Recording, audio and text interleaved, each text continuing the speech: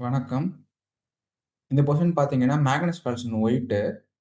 Magnus Carlsen வந்து 2001ல ஆடுன game. அப்போ வந்து அவருக்கு 11 வயசு.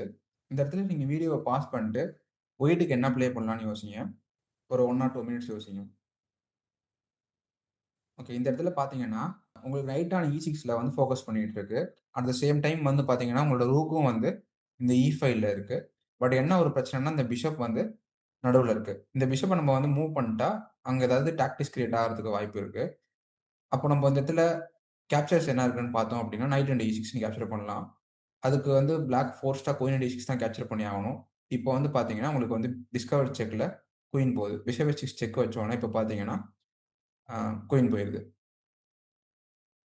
இந்த இடத்துல பிளாக் வந்து கிங் F8ன்னு ஆடுனதுனால தான் இந்த டாக்டிக்ஸ் கிரியேட் ஆக வாய்ப்பு இருந்தது. ஸோ கிங் F8ன்னு ஆனதுக்கப்புறம் கிங்கும் டார்க் ஸ்கொயர்ல போனதுனால, நம்மளுக்கு இந்த டார்க் ஸ்கொயர் பிஷப் இருக்கிறனால நம்மளுக்கு இந்த செக் வந்து இந்த டாக்டிக்ஸ் கிரியேட் ஆனுச்சு. இந்த வீடியோ புடிச்சிருந்தா லைக் பண்ணுங்க, ஷேர் பண்ணுங்க அண்ட் சேனலுக்கு சப்ஸ்கிரைப் பண்ணுங்க. அடுத்த வீடியோல பார்க்கலாம். பாய் பாய்.